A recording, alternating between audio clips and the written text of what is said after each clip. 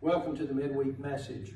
We're going to be taking a lesson from Proverbs chapter 21. We're going to be looking at verses 12 through 16.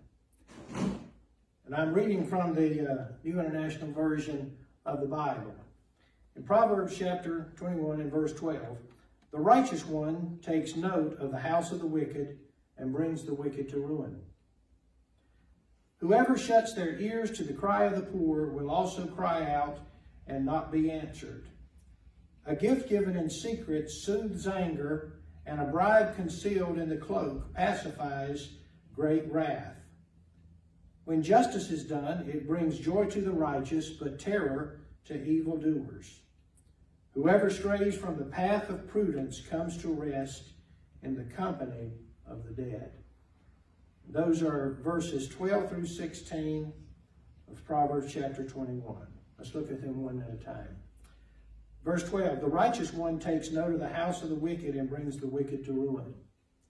Sometimes not immediately. A sentence against an evil work, the Bible tells us, is not executed speedily. Because of this, the hearts of people that will do the wrong are fully setting them to do evil. But the righteous one is taking note of the deeds of the wicked. That's not hard to understand today as it might have been in former times. Closed circuit television is everywhere. The internet provides access and surveillance indeed on people of all walks of life. There are things known about you and I that we have no idea have been accessed.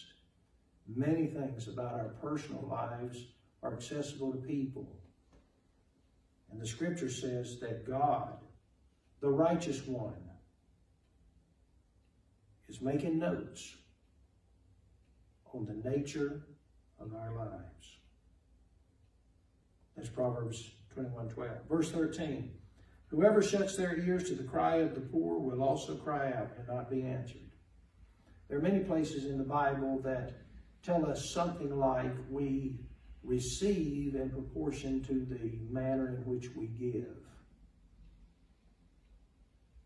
If a person does not listen to cries for help, cries from need, they're also going to not receive when they cry out. That's verse 13. Verse 14 says, a gift given in secret soothes anger, and a bribe concealed in the cloak pacifies great wrath. A gift given in secret soothes anger. As a practical matter, let me encourage you not to do your gift giving to people in front of other people. Unless it's Christmas time and you're doing that around the tree as a group and everybody understands. Kind of puts people in an awkward position when you give a public gift to people in the audience of others that are not receiving gifts. As opposed to an open rebuke or public confrontation, a gift that's given in secret will soothe anger. A bribe concealed in the cloak. This is another way of saying a gift that's given in secret.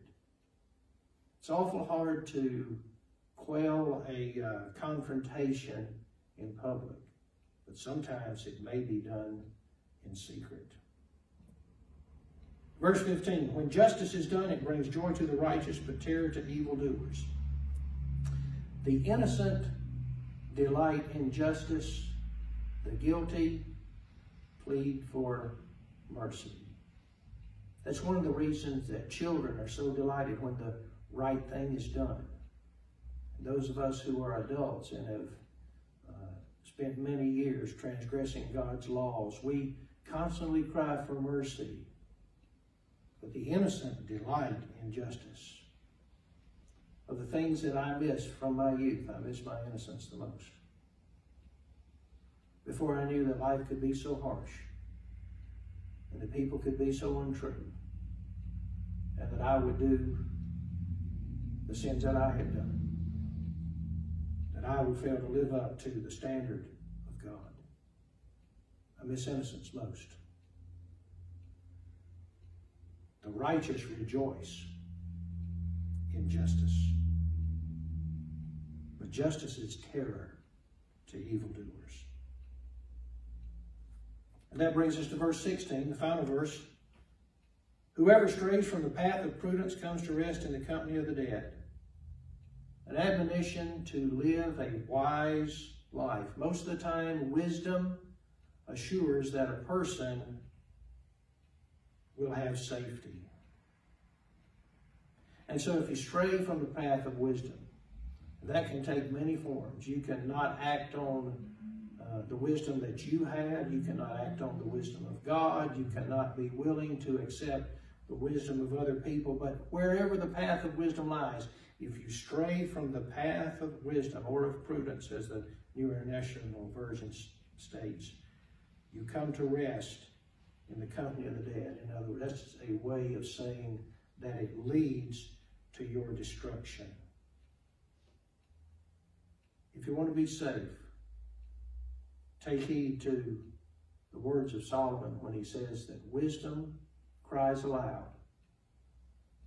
And if anyone wants wisdom, the scripture says they can ask of God, who gives to all men liberally, and as the King James says, upbraideth not.